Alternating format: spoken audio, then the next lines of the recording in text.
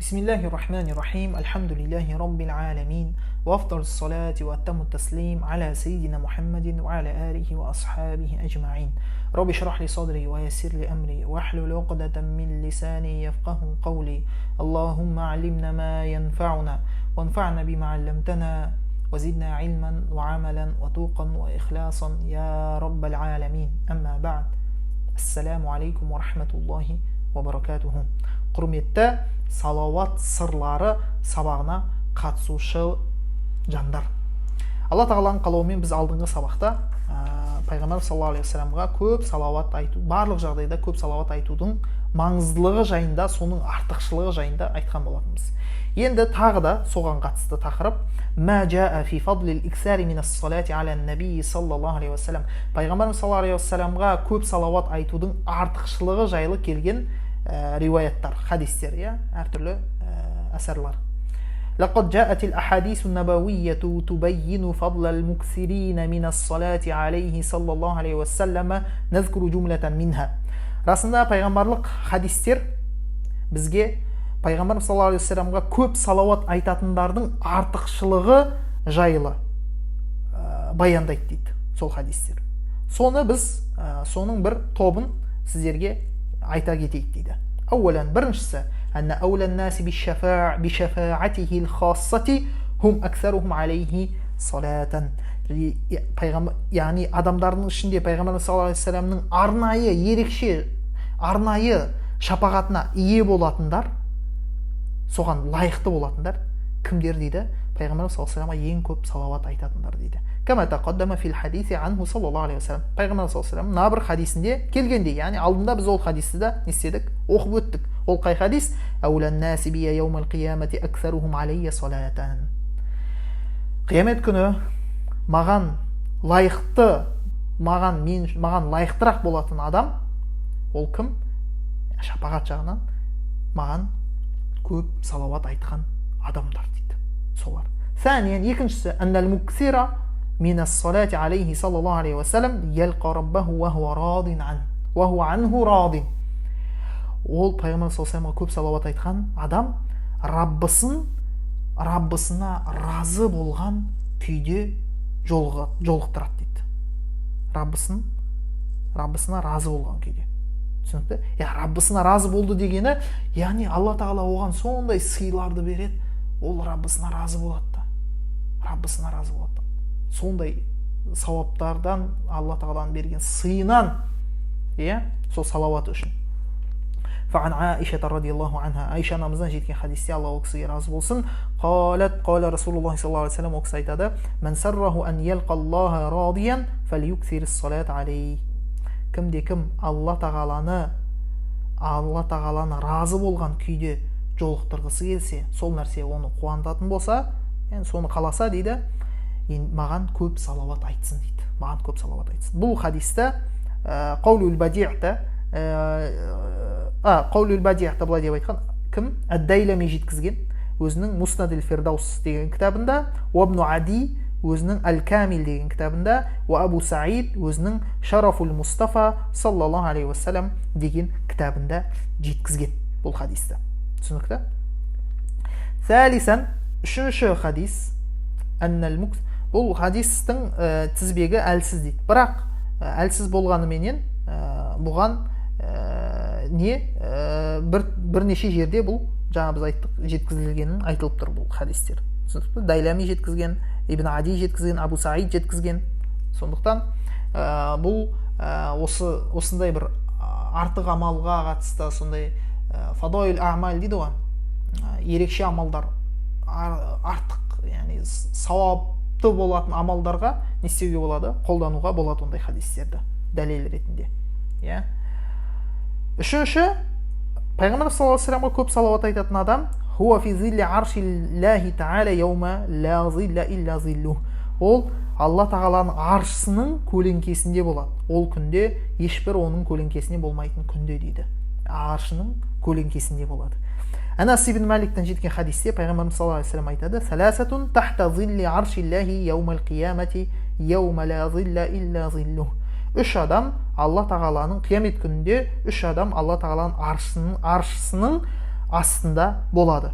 Ол күнде ешқандай көлеңке жоқ болады оның көлеңкесінен басқа. Яғни Алла тағаланың көлеңкесі деп тұр. Алланың көлеңкесі деген Алла соның көлеңкенің иесі, яғни ол аршының көлеңке, аршыдан пайда болады ол көлеңке, Алладан емес. Алла тағала ондай нәрседен пәк. Алла көлеңке, ол көлеңке деген жаратылысқа тән нәрсе. Бұл жерде яғни аршының көлеңкесі мензеліп тұр. Ал бұл жерде Алланың көлеңкесі деп неге айтылып тұр? Аллаға тиесілі етіп, өйткені ол барлық нәрсе Алланыкі. Түсінікті? Дүние кімдікі? Алланыкі. Бірақ ол Алладан шығып тұрған жоқ қой. Түсінікті? Сондай мағына. Яғни біздің тақырыбымыз ол емес негізі. 3 адам сол неде болады? Аршының көлеңкесінде болады ақырет күні. Қиля мән хум я Расулалла, я Алланың елшісі, олар кімдер дейді? Қол сонда айтады пайғамбарымыз саллаллаху алейхи вассалам, мән фарража ан макрубин мин уммати, менің үмметімнің ішінен қайсы бір адамның бір қайғысын, мұңын сейілткен адам, кетірген адам, сол адамда неде болады? Аршының көлеңкесінде болады. Уа ахия суннати, менің сүннетімді тірілткен адам. Уа аксара салат алейя, және маған көп салауат айтқан адам. Саллаллаху алейхи вассалам касира. Алла елшісі саллаллаху алейхи вассаламға көп салауат болсын дейді. 4-ші, мән аксара минас салати алейхи саллаллаху алейхи вассалам кана лаху шафиан ва шахида. Кім пайғамбар саллаллаху алейхи вассаламға көп салауат айтатын болса, пайғамбар саллаллаху алейхи вассалам оның шапағатшысы және оның куәгері болады. Оның сондай жақсы адам пайғамбар саллаллаху алейхи вассалам үмметі екеніне он не болады? Пайғамбар саллаллаху алейхи вассалам оған куәгер болады. Оның жақсы адам екеніне, оның дұрыс адам болғанына, былайша айтқанда, салихалы адам болғанына деген секілді куәгері болады, былайша айтқанда. Фан Аби Хурайра радиаллаху анху ан наби саллаллаху алейхи вассалам қал, Абу Хурайрадан жеткен хадисте пайғамбар саллаллаху алейхи вассалам айтады: "Ман салли алейхи ашран саллаллаху алейхи миа." Кім маған 10 рет салауат айтса, Алла тағала оған 100 рет салауат айтады. Ва ман салли алейхи миатан саллаллаху алейхи альфан. Кім маған 100 рет салауат айтса, Алла тағала оған 1000 рет салауат айтады. وَمَنْ زَادَ صَبَابَةً وَشَوْقًا كُنْتُ لَهُ شَفِيعًا وَشَهِيدًا يَوْمَ الْقِيَامَةِ. Және кім тағы да сол салауаттың үстінен салауатты маған деген сағынышпен, маған деген махаббатпен тағы да қосып айтатын болса, мен оның шапағатшысы боламын, мен оған куәгер боламын дейді ақырет күнінде. ويشهد لهذا الحديث ما رواه البيهقي عن أنس رضي الله عنه. және бұл хадиске тағы да куә болатын басқа хадис, ол оны күшейтетін бұл хадистің мағынасын, ол имам Байхақи жеткізген хадис Анас ибн Маликтен. Анас ибн Малик расында пайғамбар саллаллаху алейхи вассалам былай деп айтады: "Аксиру минас салати алейя фи яумил джумуати ва лейлатил джумуа." Жұма күні мен жұманың түні маған көп салауат айтыңдар. Фәмән фа'аля залика, кім осылай жасайтын болса, кунту лаху шахидан ва шафиан яумал қияма. Мен оның куәгері және шапағатшысы боламын дейді қиямет күні. 5-ші, аннал муксира минас салати алейхи саллаллаху алейхи вассалам ақрабахум минху манзилатан. Пайғамбар саллаллаху алейхи вассаламға көп салауат айтушы адам пайғамбар саллаллаху алейхи вассаламға жақындық жағынан ең дәрежесі жоғары болады. Жақындық жағынан пайғамбар саллаллаху алейхи вассаламға. Фан Аби Умамата радиаллаху анху ани наби саллаллаху алейхи вассалам қал, Абу Умамадан жеткен хадисте, Алла кісіге разы болсын, пайғамбар саллаллаху алейхи вассалам айтты: "Аксиру минас салати алейя фи кулли яуми джумуа." Әрбір жұма күні маған көп салауат айтыңдар. Фа инна салата уммати ту'раду алейя фи кулли яуми джумуа. Өйткені расында үмметімнің маған айтқан барша салауаты әрбір жұма күні маған ұсынылып тұрады, көрсетіліп тұрады. Алдыңғы хадисте айттық, біз періштенің өзі бар, пайғамбар саллаллаху алейхи вассаламға саған пәленшенің ұлы пәленше салауат айтты деп айтады, жеткізіп тұрады. Маған әрбір жұманың күні ұсынылып тұрады. Фаман кана аксарухум алейя салатан, ендеше кім маған ең көп салауат айтқан болса, кана ақрабахум минни манзилатан, сол маған ең жақыны болады дейді дәреже тұрғысынан. Рауахул Байхақи би иснадин хасан кама тақаддам. Бұл хадисті хасан иснадпен, жақсы иснадпен, тізбекпен имам аль-Байхақи жеткізді. 6-ші, аннал муксира минас салати саллаллаху алейхи вассалам ястаксиру мин салаватиллахи та'ала ва салавати малаикатихи алейхи. Кім пайғамбар саллаллаху алейхи вассаламға көп салауат айтатын болса, ол Алла тағала мен оның періштелері оған көп салауат айтуына не болады? Сол нәрсеге ие болады. Фаан Амир ибн Раби'ата радиаллаху анху қал, Амир ибн Рабиадан жеткен хадисте ол кісі айтады: "Сами'ату Расулуллахи саллаллаху алейхи ва саллям яхтубу ва яқул". Пайғамбарымыз саллаллаху алейхи ва салламнан құтпа айтып жатып былай деп айтқанын естідім дейді: "Мен салли алейя салатан лам тазалил малаикату тусалли алейхи ма салли алей". Кімде-кім маған салауат айтатын болса, расында періштелер ол салауат айтқанын тоқтатпайынша олар да оған салауат айтып тұра береді дейді. فَلْيُقِلَّ عَبْدٌ مِنْ ذَلِكَ أَوْ لِيُكْثِرْ. Ендеше қалаған адам ол салауатты қысқартсын, яғни азырақ айтсын, аз айтсын, қалаған адам көп айтсын дейді. Яғни өзі біледі қанша оған керек, сауап қаншалықты керек, қаншалықты оған періштенің тұрақты салауат айтып тұрғанын қалайды, соған қарай әрекет жасай берсін. Қол әл-Мунзири, имам әл-Мунзири айтады: "Раваху Ахмад", бұл хадис имам Ахмад, ва ибн Аби Шайба да жеткізді, ва ибн Мажа да жеткізді. Ва хазал хадису хасан фил мутабаат. Және бұл хадис хасан хадис фил мутабаат. Мутабаа деген не бар? Мұсталах хадисте, хадис ілімінде сондай термин бар. Сондай бір хадистің бір түрі ғой бұл мутабаа деген. Түсіндірейін ба, түсіндірмейін ба білмеймін. Жарайды, түсіндіре салайын, мүмкін біреуге пайдасы тиіп қалар. Барлығына түсінікті болмаса да. Мысалға сахабадан пәленше жеткізеді, табиғин жеткізеді, одан кейін тағы басқа біреу жеткізеді. Сөйтіп мысалға имам Ахмадқа дейін барады дейікші, сол тізбек жеткізілген. Енді басқа жаңағы кім? Мухаддис ғалым не істейді? Дәл сол хадистегі мағынадағы хадисті, сол хадисті басқа тізбекпен жеткізеді. Басқа тізбекпен. Яғни дәл сол сахабадан, бірақ сол сахабадан кейінгі адам, сосын барып содан кейінгі адам емес, содан кейінгі адам ана ғалымның тізбегінде сол адам болған болса, ол басқа адамнан сол адамға келетін, сол хадисті дәл басқа адам жеткізіп отқан адамнан жеткізеді, басқа тізбекпен жеткізеді адамдардың тізбегімен. Соны мутабаа дейді. Сол неге хадиске еру артынан, енді еру деп айтылмайды шығар бұны, термин ғой бұл, соны айтады. Яғни бұл сол осындай басқа да хадистермен, басқа да тізбектермен хасан дәрежесінде болып тұрған хадис дейді. وقد روى ابن شاهين وابن بشكوال وابن جرير الطبري عن عمر بن الخطاب رضي الله عنه قال: عمر بن الخطاب ابن جرير الطبري، سبحان الله، ابن جرير الطبري деген имам ат-Табари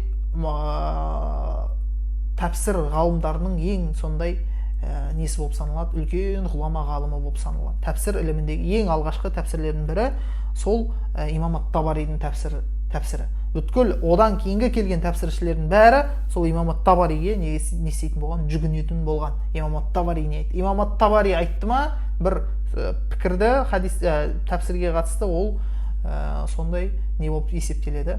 Үлкен құжат, үлкен дәлел болып есептеледі тәпсір ілімінде.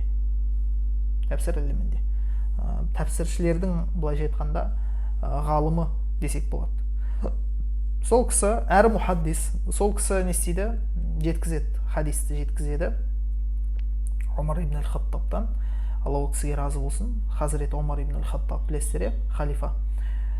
Ол кісі айтады: "Қала Расулуллах саллаллаху алейхи ва саллям, Алла саллаллаху алейхи ва саллям айтты: "Ман салли алейя салатан саллаллаху алейхи биха ашра салават". Кімде-кім маған бір салауат айтатын болса, Алла тағала оған 10 салауат айтады. "Фалюқилля абдун ау лиюксир". Ендеше құл аз айтсын, не көп айтсын дейді. Яғни өзі біледі қанша айтса да, кімге қанша сауап керек, соған сай айтсын дегені ғой. Яғни бұл жерде Пайғамбар саллаллаху алейхи ва саллям бұл сөзбен не істеп жатыр? Бізді қызықтырып жатыр да. Яғни сен сауапты көп қаламайсың ба не? Сауапты көп қаласаң, онда көп айтсай деп жатыр да. Сондай бір солай айтып тұрған секілді. Түсіндікті? Аз айтсын, өйткені Пайғамбар саллаллаху алейхи ва саллям аз айтқанды қалап тұрған жоқ қой. Бірақ маған айтып тұрғаны, қаласа аз айтсын, қаласа көп айтсын дейді. Яғни өзіне қанша сауап керек? Алла тағала оған қанша рет салауат айтқанын қалайды? Көбірек айтқанын қалай ма? Онда көп айтсын деген мағына. Кама фил қаулил бади. Қаулил бади деген кітапта келгендей. Бұл ал-қаулил бади деген бұл салауаттың үкімдеріне қатысты, жалпы салауатқа қатысты кең жазылған еңбек, үлкен еңбек. Менің қолымдағы кітап бұл қарапайым жамағатқа жазылған өте сондай түсінікті ретпен күшті жазылған кітаптың бірі Абдулла Сироджиддиннің кітабы. Және біз айттық, бұл кітапты пайғамбар саллаллаху алейхи вассаламның өзі не істеген, оны құптап бұл кітапқа разы болған, сол ғалымның осы кітапты жазғанына. Бұл кітаптың беті бұл кітап 258 беттен тұрады. Ал Ал-Қаулул Бадиъ деген ол үлкен, қателеспесем бір томдықта емес, бірнеше томдық болса керек, мен оны көрмедім ол кітапта. Бұл кең жазылған кітап. Сол кітапта солай келген дейді.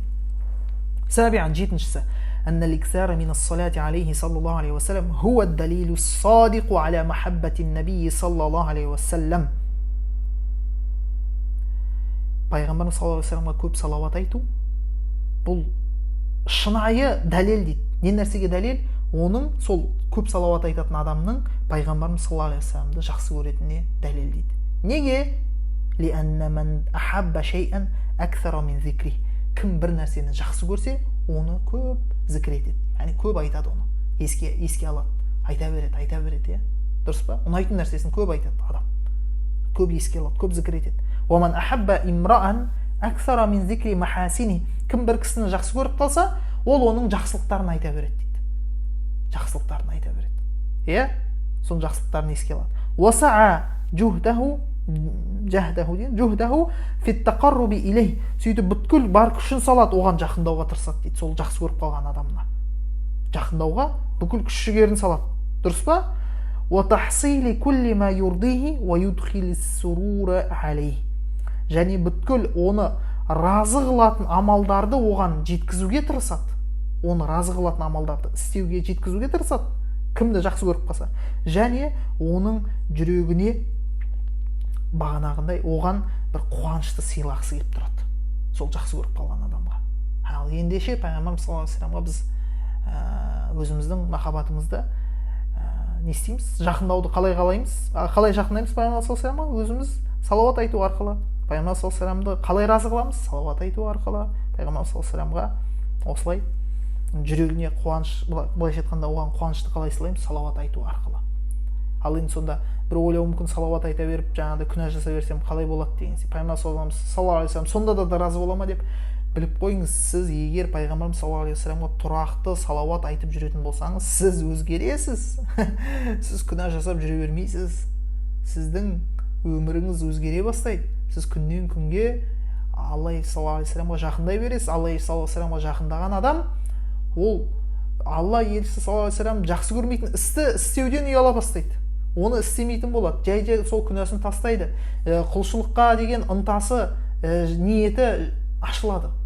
Сөйтіп құлшылықты бұрынғыдан гөрі жақсырақ жасайтын болады. Сезіммен, бір ерекше ықыласпен орындайтын болады.